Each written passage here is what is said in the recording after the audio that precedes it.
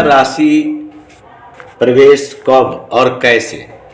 सूर्य का राशि प्रवेश कैसे देखते हैं पंचांग में, आज इस पर विषय हम लोग लेकर चलते हैं।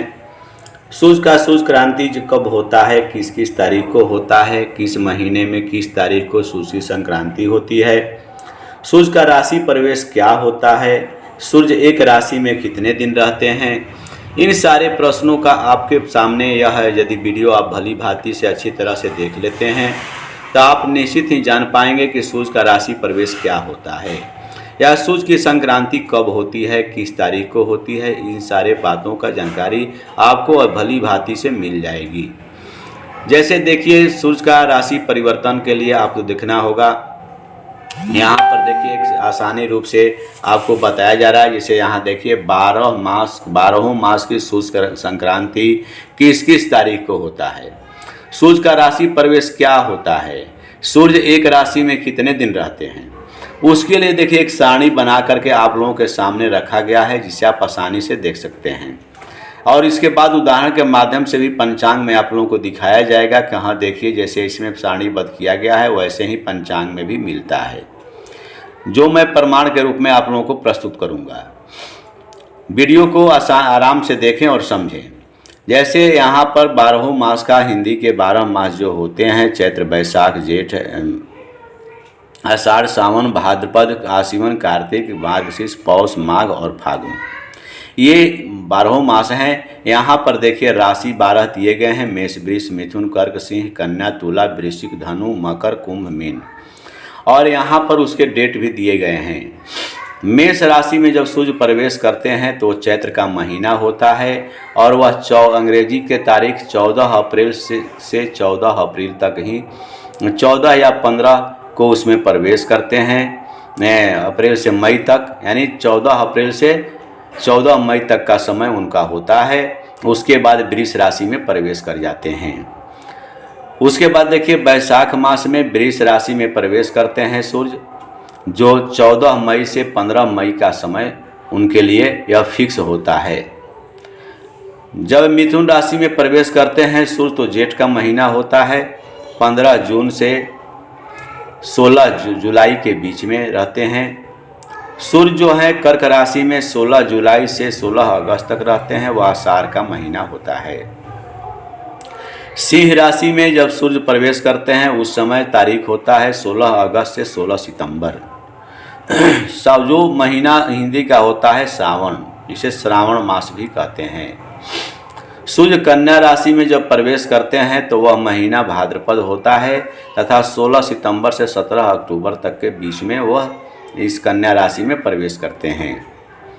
फिर उसी प्रकार आगे जब बढ़ते हैं सूर्य, तो सूर्य की गति जब आगे बढ़ती है तो तुला राशि में जब प्रवेश करते हैं वह अंग्रेजी का तारीख 17 अक्टूबर से 16 नवंबर के बीच में होता है, यानी 17 अक्टूबर को वह प्रवेश करते हैं और 16 नवंबर तक रहते हैं। जो हिंदी का महीना आश्विन, यानी जिसे कुआर बहुत लोग गांव देहात में कहते हैं, वो महीना होता है।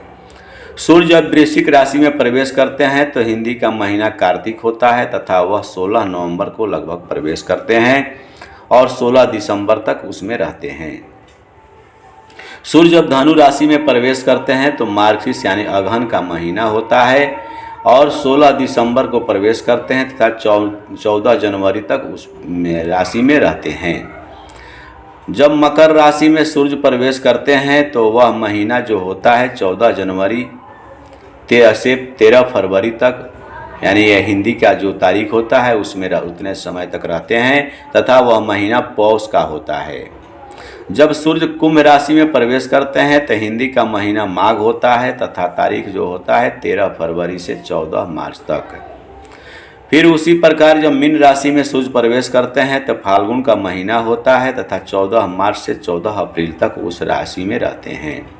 अब इसको यहाँ पर तो आप लोग 12 राशि और माह के बारे में समझ लिए, किस तारीख से किस तारीख तक सूर्य रहते हैं एक राशि में। अब यहाँ पर हमको देखना है प्रमाण के रूप में पंचांग में। तो जैसे यहाँ देखिए बैसाख कृष्ण पक्ष है, यहाँ पर 7 अप्रैल से 20 अप्रैल का यह पक्ष है। यहाँ पर देखिए, यहाँ पर पंचांग के सारणी में ही दिया रहता है कुंभ राशि कब, तो शाम को 5:19 में प्रवेश करेंगे। अब यहाँ पर देखिए पीछे चलेंगे, यहाँ पर देखेंगे कौन सा तारीख पड़ा, देखिए 15 तारीख पड़ रहा है, यानी 15 तारीख को वो प्रवेश कर चुके हैं। किस राशि में? तो यहाँ पर स्पष्ट है कुंभ राशि में, यानी महीना कौन है? बैसाख है।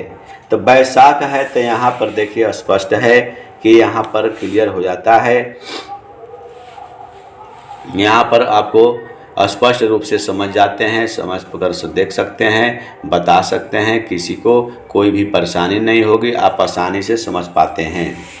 ठीक उसी प्रकार आगे चलते हैं हम लोग, जैसे आगे बढ़ेंगे तो वहाँ पर भी हमको देखने को मिलता है। जैसे दूसरे पेज पर जाएंगे, दूसरे पेज पर जाएंगे तो समझ में आपको आ जाएगी। यहाँ पर देखिए स्पष्ट रूप से दिया हुआ है। जैसे आगे बढ़ते हैं तो देखिए यहाँ पर वृष राशि लिखा हुआ है। वृष राशि में यहाँ पर देखिए देखेंगे तो यहाँ देखिए 15 तारीख है। वृष राशि में जब सूर्य प्रवेश करते हैं तो उसका भी समय दिया हुआ है। यहाँ पर स्पष्ट रूप से आपको मिल जाता है, समझने में कोई परेशानी नहीं होगी।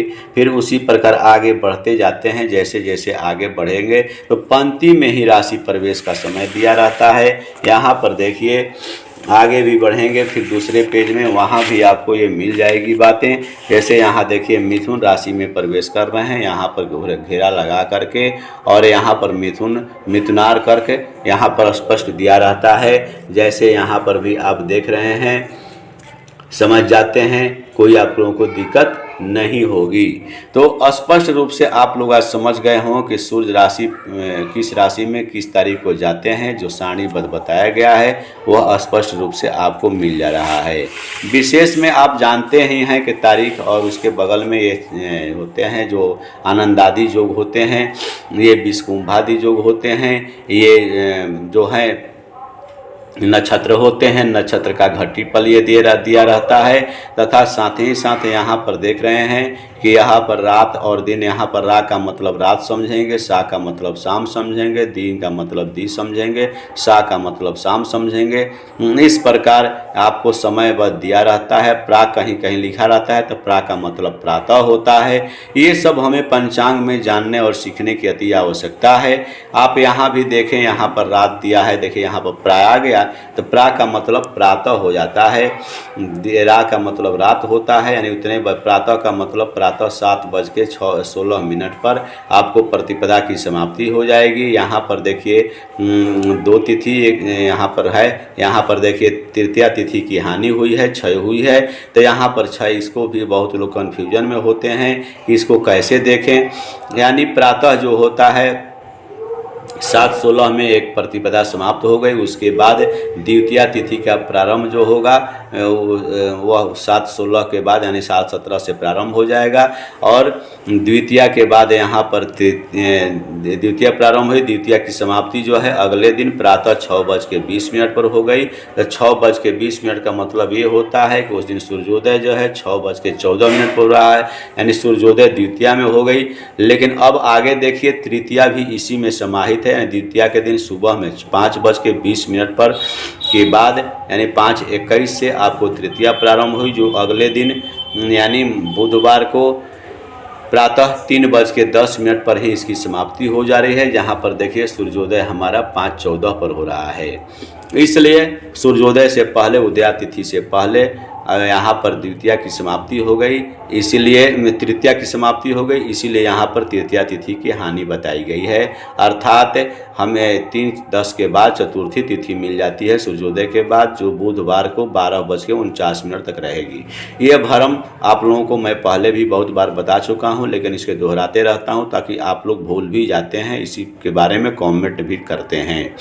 कुछ सच यह बताने का मुख्य उद्देश्य था इस विषय के साथ में, इस वीडियो के साथ में, कि स्पष्ट रूप से आप इसको समझें। तिथि क्षय वृद्धि के लिए बार बार आप लोग कमेंट करते हैं। यदि वीडियो आप लोगों को अच्छा लगता हो तो लाइक, शेयर तथा सब्सक्राइब करें। धन्यवाद।